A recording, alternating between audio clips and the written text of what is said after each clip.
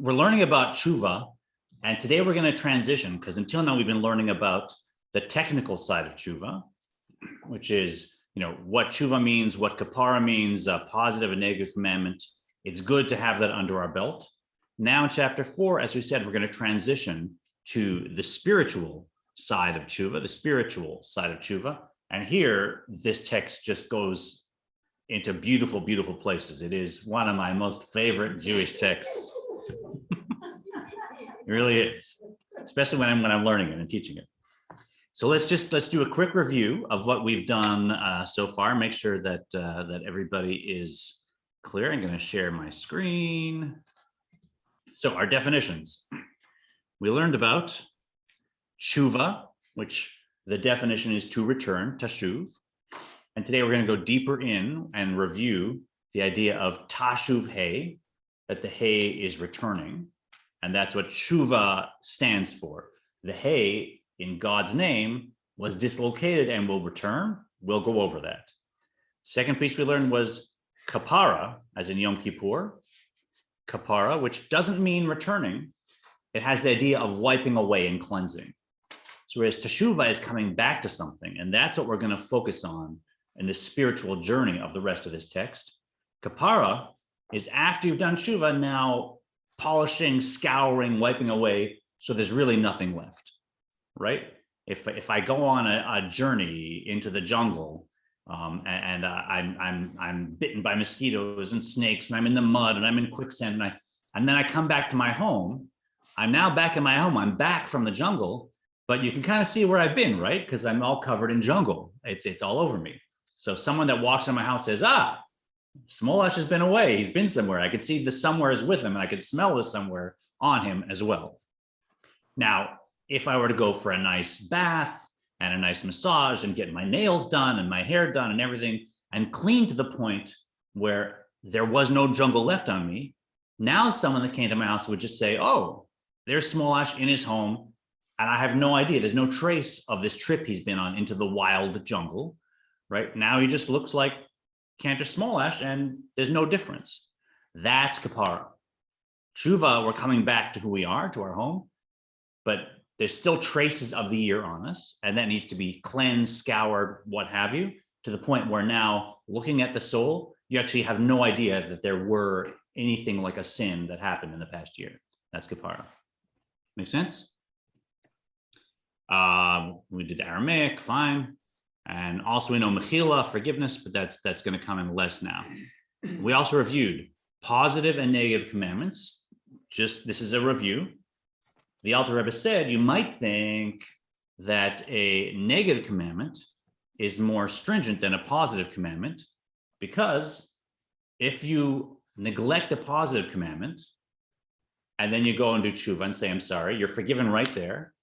Whereas with a negative commandment, if I did something that was a do not, now it's delayed until Yom Kippur, and Yom Kippur does the kapara, the cleansing.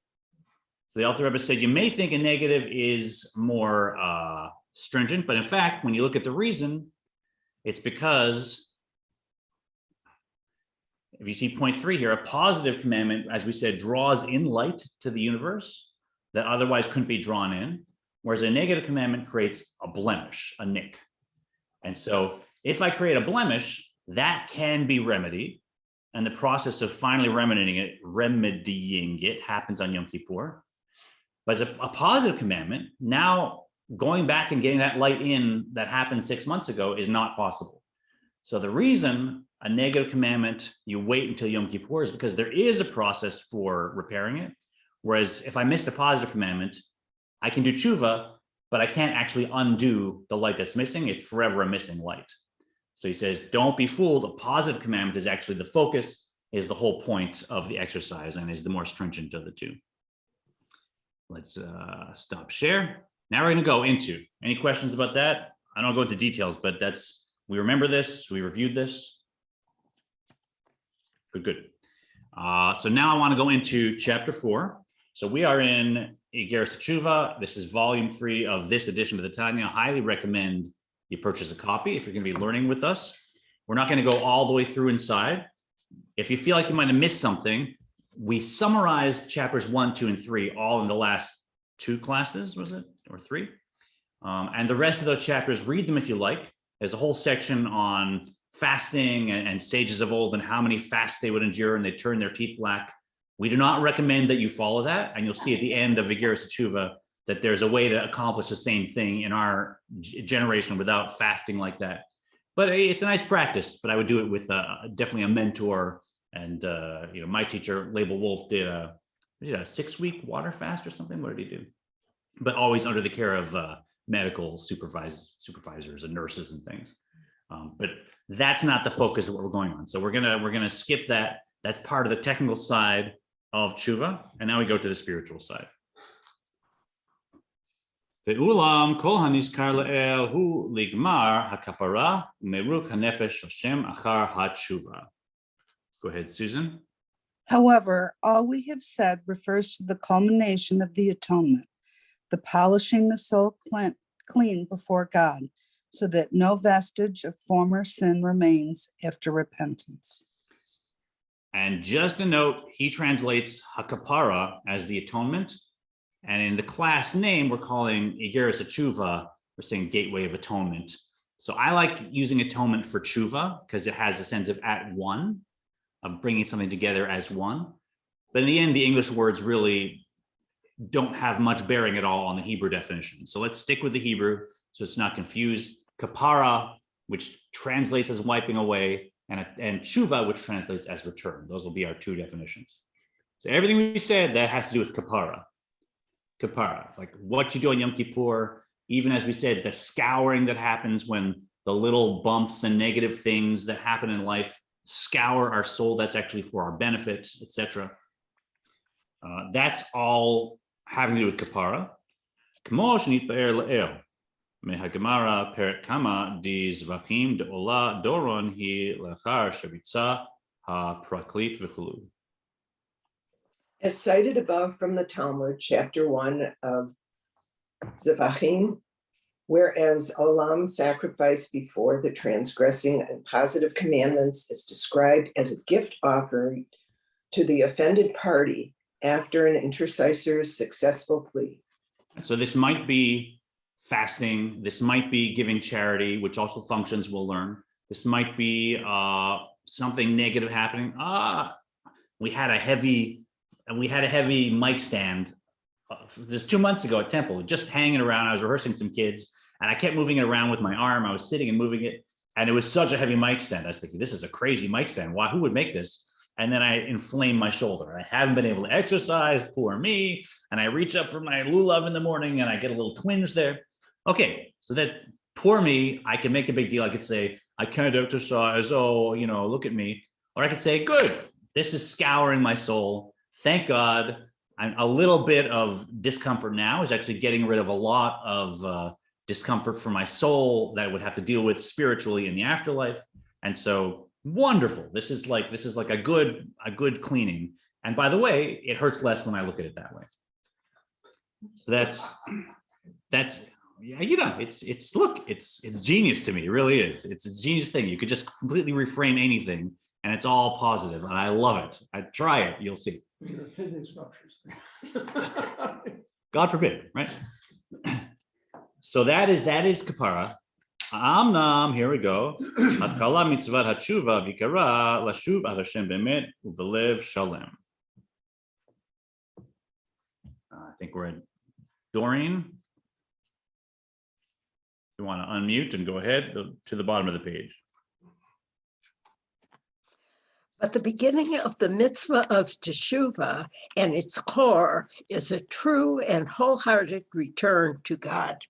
So here he says, remember, now going back to what we started in chapter 1. So let's look, page 187, if you're in the book. You don't have to find this if you don't have it. I'll read it. We said at the bottom of the page, 187, the mitzvah of repentance, v'hine mitzvat hatshuva, as required by Torah, is what? The abandonment of sin. Simply the abandonment of sin. That's the basic definition of tshuva. This means, next page, that I must resolve in perfect sincerity never again to revert to folly, to rebel against God's rule.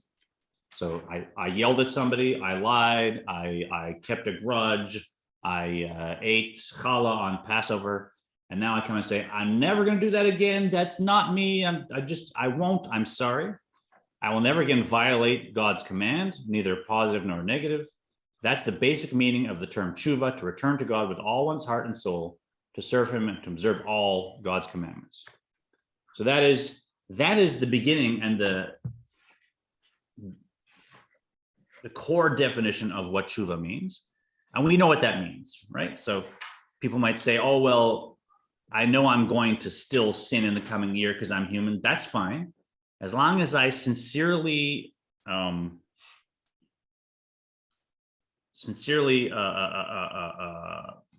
resolve that I intend to keep all the commandments. And for us, let's have it be the commandments that I observe, right? So for in a Reform context, I want this to be useful. So like I have the commandments that I do, you have the commandments that you do, you have the red lines that you won't cross, and I have mine. And we can say tshuva, we're going to define, and this is again, a Reform parentheses. Let's define tshuva for us. All those commandments that I've decided I'm going to do, I'm going to return to always doing them. And the negative commandments that are beyond my red lines that I said I won't do, I will resolve to never again doing them. And perhaps add something, right? The Alter Rebbe definitely means all the commandments, but this can be used just as well to say as many commandments as I do as a Reform Jew. Yes? When you say resolve, does that involve making a vow? No, it's You wouldn't make a vow about that. I mean, I know they don't like you to make vows. yeah, they don't like you to make vows. So you first you annul all vows, then go ahead and make a vow. Right? So I mean, it sounds it's like making a vow. that's the key. I know that I'm human, and as I'm making this resolution, I know that I'm probably going to mess up. But that's not the point of tshuva. The point of tshuva is not to become superhuman and never mess up. And then if I do mess up, now the tshuva was insincere and not tshuva. Tshuva is what happens in my heart, in my mind, when I do resolve to do that. And what happens in the future, now that's halachic, right? And that's the next year, and that's tshuva I'll have to do next year. But in the end, we don't want to put that element of doubt or that my tshuva is not real because I'm human, because I make mistakes. Like that's a big point the Alter Rebbe is making. I just have to resolve sincerely, this is what I intend to do. And now I've come back, that's tshuva. That's what the definition is. Make sense? So it doesn't need a vow, because of look, you take a vow, now you break the vow, you got to deal with halachically that I broke a vow. It's not about that.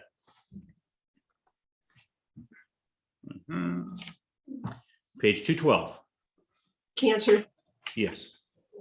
would you say that again about what happens in my heart? That last piece that you were talking about, it's not a vow. I didn't get the whole thing. Oh, did the stream shut off? No, Or- I just didn't get it. This is a relational thing, right? So put in the context of a person. I promise I promise to my wife, right? I will always fill in the blank, right? I will always make the bed in the morning, right? I promise. It's really important to you. This is not for my life. I will always make the bed in the morning, dear. I promise it's what I will do. Now, do we both know that I'm a human being and a busy day might come where I have to run off, or an emergency might come where I can't make the bed? Yeah, we know that. We know what it means, but we also know that it's a sincere promise. So that's what we're talking about, the human relational act. Yeah. Can we say that it's a commitment to do one's best? Is that a piece of it? Statement of intention. I think we know it's a commitment to do one's best because we know who we are and we're human. But I wouldn't say it's a commitment to do my best. I'd say it's a commitment to actually do it. Right? Implicit is it's me who's fallible.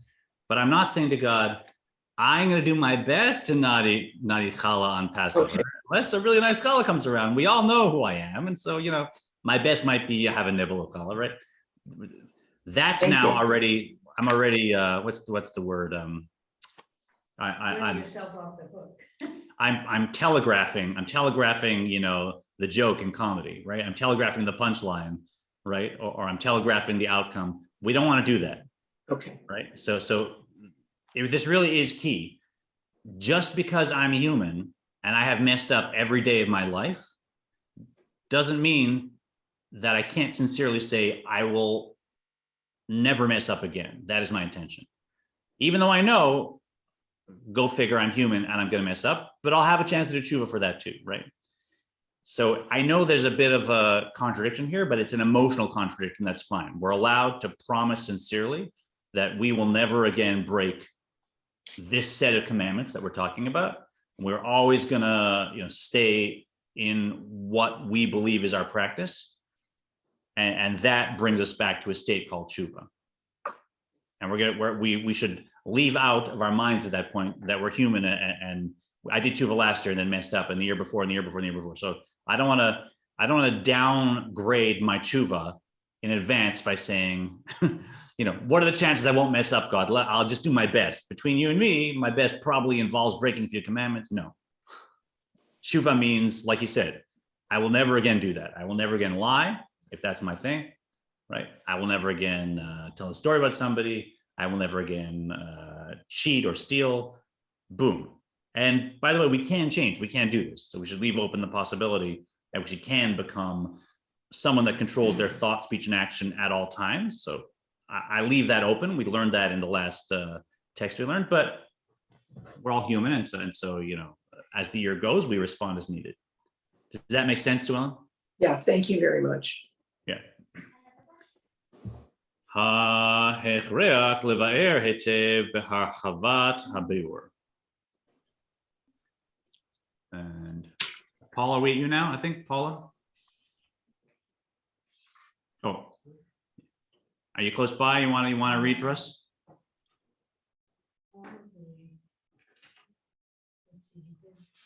We're at the top of 212.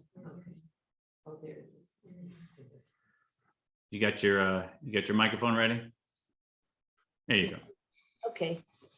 The top is, This must now. oh, okay, this must now be explained thoroughly and comprehensively. Unless you and I do the next few. V'hakdim ma shekatuv bazohar kadosh b'veur milat tshuva al derech hasod tashuv he.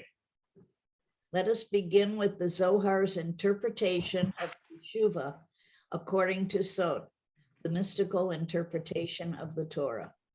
Teshuvah is Tashuv He, the He shall return. Very perceptive students realize we're now reviewing. We've done this. So let's just remind ourselves what we learned at the very first class.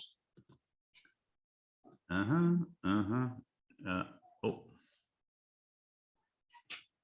something vanished. I'm going to share the screen again. Google Chrome. I want that one. Well, hold on. Let me move some things around here. Talk amongst yourselves while I get rid of this tab. And there you are. Let's escape from there. And now I should have outsmarted myself. So what I'm having trouble with is when you call it Teshuvah. I'm thinking of Judah. So Judah does his thing and. Yeah, then well, I don't, later- that's gonna get complicated. Let's not, that's a Well, no, big, because that's when we see it as Teshuvah. okay. When he. So He is realized he Teshuvah- did something wrong. Is it a process? Or is it the end? We say it's Teshuvah at the end. It's both. It's a process, but it has to culminate, Okay. right? And so what it culminates in, and this is what we want to get at, which is we're going to try and cover today, understanding where our soul comes from. And because of the source of our soul, understanding the impact it has when A, we do an avera, positive or negative, and B, when we do tshuva. So let's review what we said. We said tshuva, again, the Zohar says, is returning the hay. So here we have the four-letter name of God, which is the most transcendent name of God that we have available. This last hay here, that represents God's expression, God's speech. That's where the world comes from, so to speak, in this name of God. And we can create a dislocation here in this last hey, because we are sourced in this hey. As we'll learn, when we really lower ourselves, so to speak, yanking down on our connection with that hey, we can cause it to rupture somewhat. Believe it or not, it's hard to believe we could cause a change in God's name, but this is what the Zohar is saying. And eventually, not this upper hay, but this lower hay, the last hay, can actually dislocate. So here he's saying, you have to remember that the Zohar says tshuva means returning this hay and returning it such that even the rupture is gone. So we're repairing God's name. That make sense? And I'll stop share. I have a question. Yes. And what you just said, you said we are sourced in the hay. Is that the final hay that we're sourced? The last hay, yeah. Hey tata, tshuva tata, hey ila'a, tshuva ila'a. And Stuart, why don't you go ahead? You want to unmute your microphone first.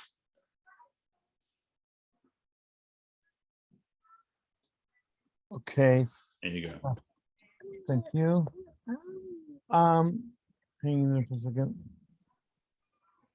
The reconnection of the latter hay to the preceding letter Vav is teshuva. Ta, lower level teshuva. And one more, the reconnection. The reconnection of the former hay to the preceding letter Yud is teshuva ilah, higher level teshuva. And there's one more. וגם מה שכתוב בזוהר הקדוש בקצת מקומות שאין תשובה מועלת לפוגם בריתו ומוציא זרע לבטלה. Here we go. We must also note that the Zohar states several times that teshuva is ineffective for violation of the covenant and for the wasteful emissions of semen. Okay, so we're going to get a little colorful here, but you know, the Torah doesn't mind being colorful. So there's two types of tshuva. There's a lower level of tshuva, and there's a higher level of tshuva, right? Tata'a and ila'a, lower and higher. That refers to the lower level of tshuva, refers to attaching the last hay in God's name. But we can even do a higher level of tshuva where we reconnect with the higher hay of God's name, right? He doesn't talk about it being disconnected so much, but that we now are, you'll see when we get to it, like it's a beautiful image. But there's a lower and higher level of tshuva that correspond to the lower hay and the higher hay. And then he brings this this question, and we're going to actually bring two questions at this point. And he says, isn't it strange that the Zohar says, and we'll need this for our discussion, that tshuva is ineffective for if you spill seed, right? We know in the Torah that was like you're cut off, your soul's done, and violation of the covenant. That there's these sins that you actually can't do tshuva for. It's ineffective. Now that should raise alarm bells, because we know from many sources that tshuva, nothing can stand in the way of tshuva. So how can the Zohar say that spilling seed is you can't do tshuva for it? Right. So he points out the question, top of 213, Mindy, v'hu davar tamua, me'od she'en lecha davar omed bifnei hatshuva, ba'afil avodah zarah v'gilu arot v'chulu. This is most astonishing, for nothing can stand in the way of teshuva, even idolatry, incest, and so on. Right, so this should be astonishing, because we hear from many sources nothing stands in the way of tshuva, and Rambam in Hilchos Tshuva lists 24 sins that he says tshuva is very, very difficult, but at the end of the day he says nothing stands in the way of tshuva. If you really do tshuva, there's nothing, tshuva is effective for everything. So how is it that the Zohar says that tshuva is ineffective for these particular sins? How do we resolve that? This is a rare moment, so hold on to your hats, because usually when the Alter Rebbe asks a question, you have to wait like 4 months, 5 months for the answer. At the beginning of the time, he asked like 7, 8 questions, and then we learned for about 3 months before I said, now we get to the first question that he asked. Remember that? How is it that you take this oath, right? So here he's going to actually answer. It's a rare moment. I think because this was initially a letter. This is one letter that he wrote. It wasn't like a whole book, like the 53 chapters of the Tanya. So maybe that's why he figures just, he doesn't have to like go on a whole journey before he answers. Uferesh bereshi chokma shekavana hazor she'ein mo'elet tshuva tata kim tshuva ila'a v'chulu. Go ahead, Noreen. The Rishi Chokma explains that the intention of the Zohar is that though teshuva tata, the conventional level of repentance, is not effective, teshuva ilah is. And so, this is what the Zohar means. When the Zohar says tshuva is not effective for spilling seed, the Zohar means the normal tshuva tata, the one that we do on Yom Kippur, the one we do by simply saying, I will never sin, the one we do by that's not going to work for something like spilling seed. That you need tshuva ila'ah. You need the higher level of tshuva, which we will describe and learn about, right? It's a difficult level of tshuva. It's not just resolving. It actually involves really working on yourself. You said there's a lower hay and an upper hay in it? Is that what you're saying? So the 4-letter name of God. Good hay, bottom hay. Yeah. So the last hay is the lower hay, and the first hay is the upper hay? Yeah. Well, how can that be? Because the structure of God's name. Seriously, how can that? How Definition. And we'll go into it a little bit. The structure of God's name mirrors and is connected to the Sfirot and how the Sfirot emerge, right? So the first Yud represents Chochmah. That Yud is a point of Chochmah. Hey represents Bina, of that Yud opening up. So the Yud and the Hey of the first 2 letters, that's God's intellect. Then the Vav, that's the 6 midot. Vav is 6, and it stretches it down. So now we're getting down already. And the last Hey is Malchut. So like understanding that, we can see, I get your question. It's God's name. How can there be a higher and a lower? It's just God is infinite. But in terms of the Sfirot and how they relate to God's name, yeah, that last Hey is Malchut and the first Hey is Bina. And we know Bina, it's not higher, obviously, physically, it just spiritually precedes God's aspect of understanding, precedes God's aspect of expression. That's a good answer. All right, that's a great answer. You're like, okay. You're like, okay. How can you separate any part of that? You can't. It's true. You can't. So what this is when I say my action can dislocate the Hey of God's name, God is the same as before creation as after. And if I've sinned, I've done nothing to God. I don't really affect God. But insofar as each of us have our own world that we're responsible for, the godliness of that world and the connection to the 4-letter name of God of that world, that I can dislocate. And from my perspective, I've chunked down the Hey off of God's name, even though from God's perspective, God is exactly the same before anything happened, right? So it's a contradiction for sure. Surprise, surprise. We are to grasp. Hine lavin zot me'at mizer tzarich lahakdim ma shemvuar shehakatuv umedivrei rabbeinu zichronam livracha inyan hakaret umita bidei shamayim. Go ahead. Who's up? Yeah, Noreen already read. Okay, I read it. Yeah. Do you want Oh, me so to- it's me. Yeah. Okay, sorry.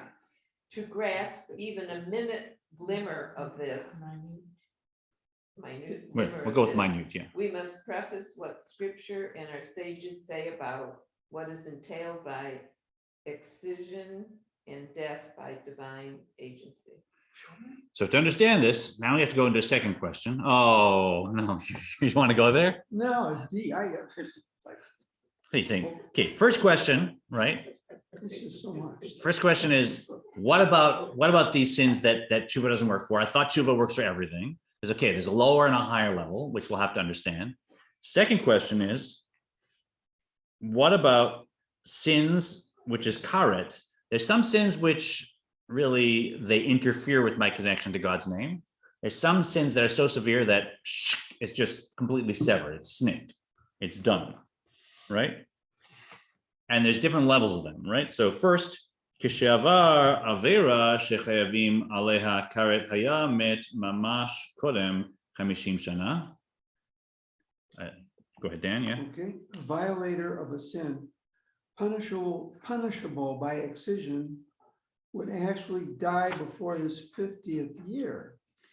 Right. So if, for instance, if I ate chametz on Pesach, that is a big, big one. It's biblical, right? And that one, technically, theoretically, I am interfering so much with my connection to God's name, through which my life force comes, that now I cannot live past the year 50. I'm actually gonna, God forbid, I'm gonna die before the year 50, because I'm down in my scuba diving suit, and somebody cut the hose, and that means I have 5 minutes left in my tank. It probably doesn't work that way. I don't scuba dive. I apologize. And I know I'm going to run an air in 5 minutes. I have 5 minutes. It's done. It's kind of like that, right? So I've completely severed my connection to my life force, to the divine name. And so the Torah says, you're not going to live past 50, guaranteed, if you do that sin. And the question occurs to us, of course, which he'll ask, so you don't have to ask it. Are there examples? in He's giving Torah, one. Zohar of some person? Give it time. Give it He's to your he's getting to it. Oh, okay. V'mita, right, Eleanor? V'mita b'dei shamayim met mamash kodem 60 shana. In the case of death by divine agency, he would actually die before 60. Okay, so this is where a non-Kohen eating truma would now die before 60. So there's two levels, right? One is karet, and one is mita b'dei shamayim, that you're gonna die by the hand of heaven. It's two different levels of severity, and there's actually there is an argument about which one is 50 and which one is 60. And in this case, the Alter Rebbe is going with the Jerusalem Talmud instead of the Babylonian Talmud, interestingly. And there's all kinds of Hasidus on why that happened. You could go deep into that if you wanted. But so there's these two cases where if you do a sin severe enough, you either die by 50 or die by the hand of heaven before 60.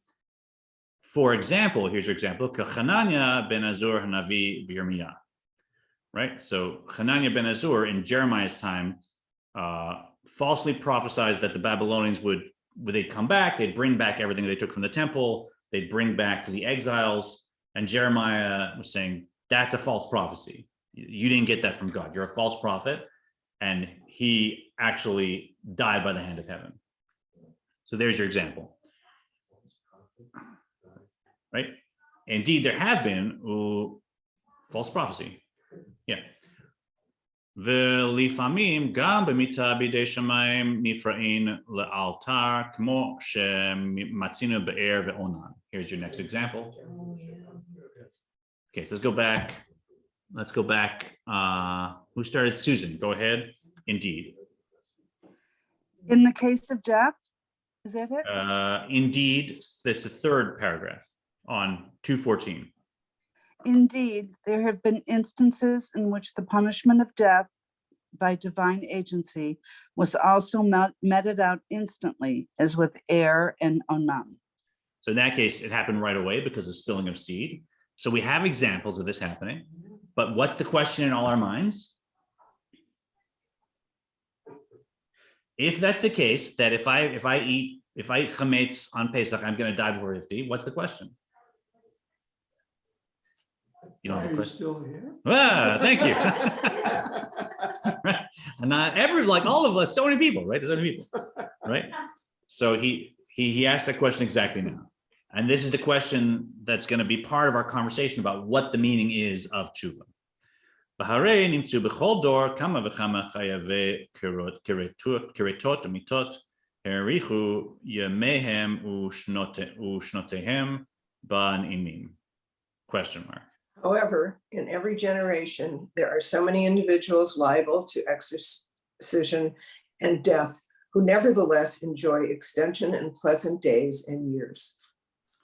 So, yeah, it says that you get cut off. Yeah, we have examples of people that died right away or later from this, but give me a break. I mean, we have eyes. We see that there's people that don't follow this set of commandments that should be, not living past 50, God forbid, and are living long lives, and not just long lives, but happy lives, wealthy lives, successful lives. So clearly there's a question here that what we're seeing stated in the Zohar and in the Torah that's not being meted out legally and effectively in terms of actual outcomes in the world. So the question of why that is will also be connected to our conversation about tshuva. So with this preface of these problems and questions, now we're getting into the meat, the heart of Igeres tshuva. And Yuvan al pi ma shekatuv ki chelek Hashem amo v'gomer. And we are, yeah. Go ahead. The key to this will be found in the phrase, for God's people are a part of God. They Right. are part of the four-letter name of God. Excellent. Right. So ki chelek amo is from Deuteronomy 32:9. That we are a piece. We as God's people are a part of God. And we can read this again as the Torah being poetical and saying, we're connected to God. We're this. The Alter Rebbe is going to say, no, that's actually literally true. God's people, each one of us, you and I, we are a part of God. And so we want to look now, and the Alter Rebbe is going to describe what it is, how we define our souls, and where our souls are sourced. And just to preface, we're not talking about the souls as they are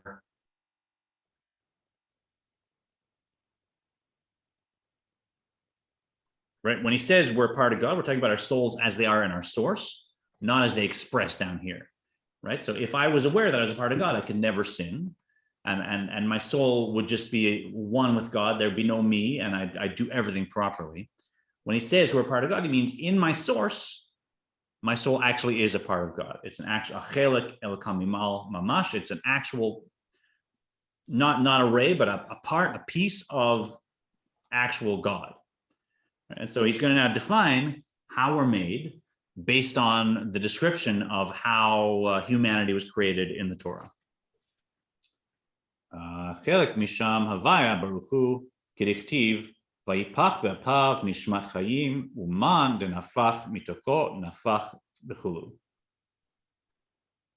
I think we're at Paul. Have you read? I think it's your turn. Yeah, I've read. You read? Yeah. I skipped it. I can't see this. Oh. So Paul, if you unmute. Forgot my name. I'm being protected. Thank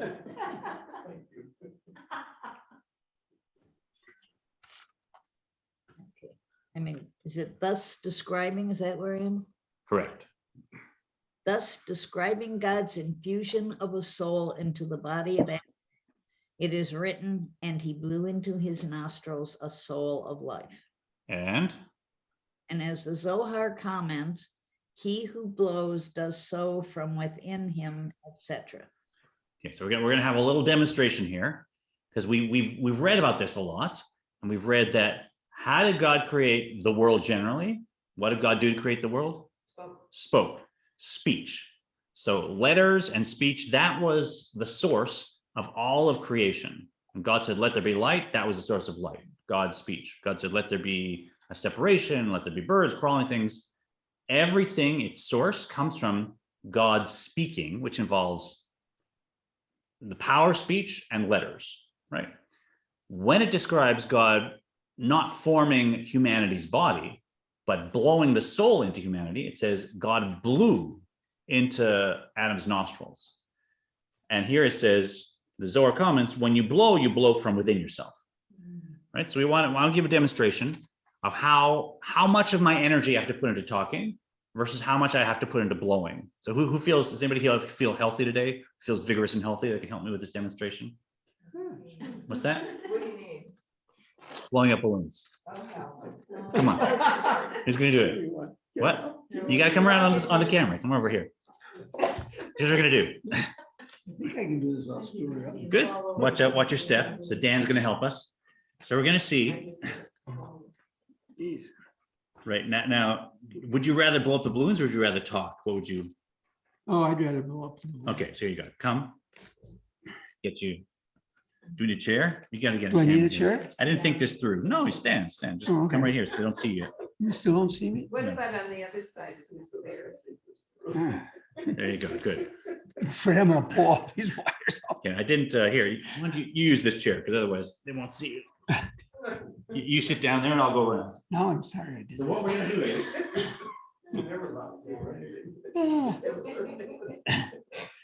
Clearly, I thought this through carefully. I am gonna. Here we go. So I'm gonna talk, and you're gonna blow up. Oh, and I threw my back out yesterday. This is dangerous. Here I'm coming. Look, this could really be on. There we go. There we go. Well planned. Okay, where's the camera? So the camera's right there. I mean, we should. Okay, so Dan, Okay. you're gonna take, let's take however many balloons. I want you to take each balloon and blow it up, say 4 times. So blow it up, deflate it, blow up, deflate it 4 times. I don't have to tie a knot. No, 'Cause just I'm blow not it up going and to. empty it. And keep going. And until, I don't know, until failure, or we'll stop at a certain time. And I'm gonna talk while you're doing that. All And right. we'll see how much more tired, or which one of us gets more tired, talking, blowing balloons. Ready? Can somebody have a timer? Here, I'll pull up my timer on my watch, on my phone here. We're gonna do a stopwatch. There we go. So ready? 1, 2, 3, go. Now I'm just gonna keep talking about maybe about this class or about anything else. And while I'm talking, Dan here is blowing up balloons. That's not full. You really got to blow it full. Yeah, blow from deep within you, like God did. There you go. Nice and as fast as you can. I'm going to talk as fast as I can. And you blow up as fast as you can. Now let it empty out. Exactly. Good. Now blow it up again. We're going to twice. Keep going. We're going to see how long I can talk and get tired versus if you get tired blowing up balloons. You got. Or faint. You can keep blowing, blow more and more. That's it. How big does that get, that balloon? Do you know? Does it? I have no idea. Okay, Blow it till it busts. keep going. Okay, now let it empty out. Then let it out. And I'm talking while you're blowing, and now do a third time. A little faster. Can you go faster? What if we're in a rush and you like the birthday party's in 10 minutes and we got to get 6 balloons blown up quickly, right? Now, are you feeling a little bit tired or no? You're feeling a little tired? I can keep talking like this forever, as people know. Okay, now let it deflate. Let it deflate. And now 4th time. Quick, hurry. Keep going. Right? So you're blowing from within you. Yeah. Oh, I'm hearing a little bit of expending some effort now in blowing, but does it sound like I'm getting tired of talking? No. Okay, I'll let it deflate. Let it deflate. We've been going for, that's a minute and a half. Do you feel like, is it taking some of your energy? Yeah. It's tiring? Okay, I'm last. 72 years old. What do you think? There you go. That's fine. Good. We did our demonstration. Excellent. Thank you, Dan. Beautiful. And God only did it once. God did it once, right? Good lungs. Dan. Good for you, Dan. Very good. As you see from our demonstration, blowing from within yourself, it tires you out. It really takes energy. Whereas talking, it's more superficial. It's not drawing from deep within you. So what do we learn? When the world was created from a more superficial aspect of God, which we're going to call Elohim, right? It's not the 4-letter name of God. It's the name of God that appears as creation, that says things are going to have a certain amount of space they'll take up. They'll be there for a certain amount of time. They're going to have definitive properties. We're going to limit them. That's the name Elohim. And the entire world, all the cosmos, and indeed the spiritual world as well, all come from that aspect of Elohim, which is God's speech, which is superficial. When it comes to our soul, now God said, no, the name Elohim is this is too important to me. This I'm going to blow from inside myself. And what does that mean? That's the name Yud and He and Vav and He. We're going to call it Havaya, the 4-letter name of God, the Tetragrammaton, Havaya.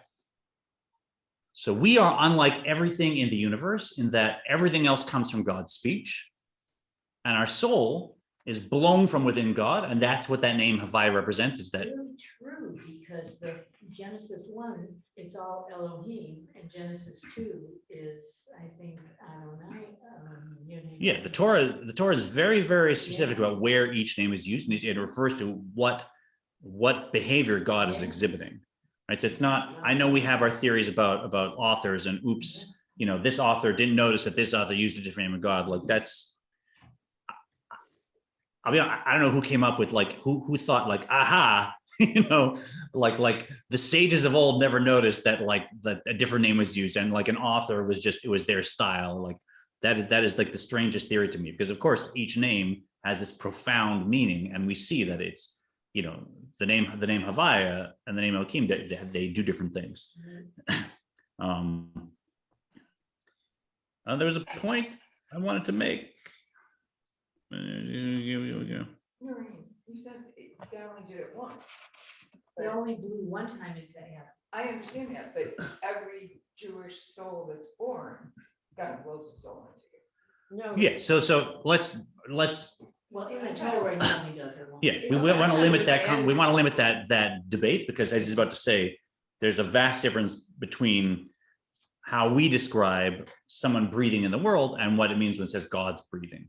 So same with the speech. When God says, "Let there be light," that's all the energy of the entire cosmos. See, we don't have to get lost in debate of I would have to say, put a light bulb there and put a light bulb there and put a light bulb there. I have to deal with each instance. God's infinite speech can create infinite amount of light. And same thing with God's breath. God can blow once, and that actually that's the general soul that contains all of our souls, that contains all of humanity, right? So we're not talking about a giant being that's blowing into something. We're talking about something that's well beyond, the spiritual versions of infinity, that is actual infinity that's blowing, so to speak. And the last point for we meditate is that keep in mind that it's not that our souls come only from God's breath. Our souls still came through that process of speech and letters. So when our souls comes down, if you picture it, it's not that the world is coming through speech and letters and ours is just on a completely different track. It's that a human soul is sourced in God's breath, in the Havaya, in that four-letter name of God. But then as it comes down as a soul, it also comes through levels of God's speech and levels of letters, so that we're also going through the same process as the rest of the world. So that's why our soul here can express itself as just a physical part of the world that's like everything else, and we can feel like everything else, because we might get a little disconnected from our source that's above all that. But ultimately, that's what we're working with here, is that God blowing into Adam's nostrils, that represents our soul. Our soul is sourced in particularly that Hey of God's four-letter name. And that's why, as we'll learn, we are constantly interacting with that aspect of God's name, and we're either helping keep it intact, or we're, God forbid, dislocating it, or we're returning it after it's been dislocated. And that's the process of tshuva. But to be continued, let's take a little moment to meditate. Quick question. Yes. So is there any correlation to what we just discussed and the fact that every day in Elul you blow the shofar? I mean, and the shofar is supposed to wake you up, but is there the aspect of? Good question. So does Elul, which is about tshuva, and the fact that we blow the shofar, does that connect to that God was blowing into Adam's nostrils? That seems great. I think it seems like a nice connection. I haven't seen it brought out anywhere, but that by no means does that mean it doesn't exist. I think that I would say probably yes. Let's take a moment to internalize these things, so we bring them out into our day in this Chol HaMoed, when we're all about joy. Let's just find ourselves in a nice, relaxed position. And let's let our breathing slow down. And we know something special about breath. It connects to our innermost aspects. So let's let it flow smoothly in and out through our nostrils. And just as God blew in through Adam's nostrils, ideal if we can move our own breath through our nostrils as we meditate.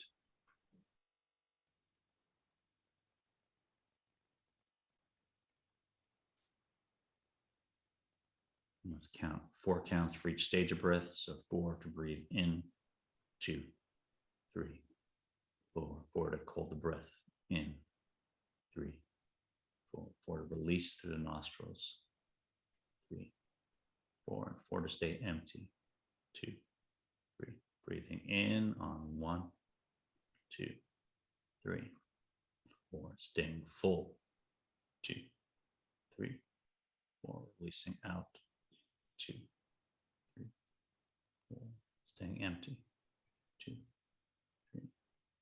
Keep that going.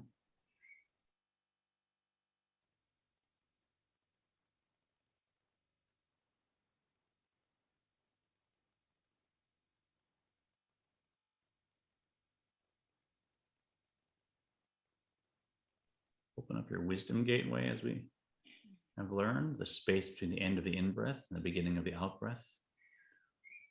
Will be our wisdom gateway today in our meditation. Just let that space open naturally, fully.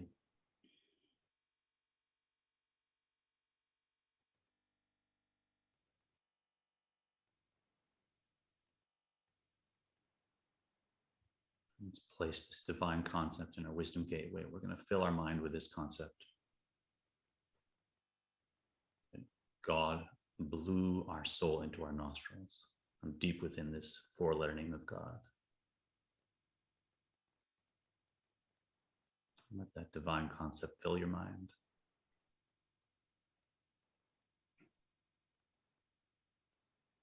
And then my soul is in my body through God blowing deep through into the body of Adam. And if you're seeing it on a small screen, perhaps enlarge that screen many, many times. It could be a 20-foot screen. Bring it close, close in, colorful as you see as the images fill your mind. Perhaps even step into the screen so that you're part of the experience,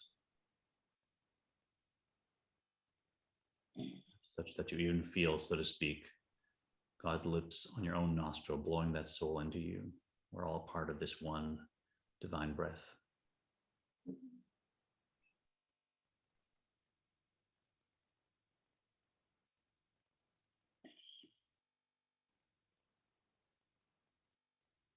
In Jewish meditation, we go deeper and deeper into a divine concept. Let the details fill our mind.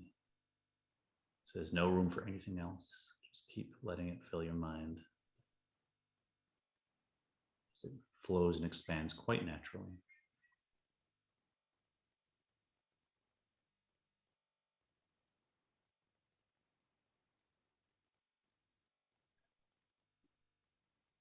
As I always say, if you're watching online, feel free to open your eyes and pause your device and re-enter into the meditation for any amount of time, 10, 15, 20 minutes.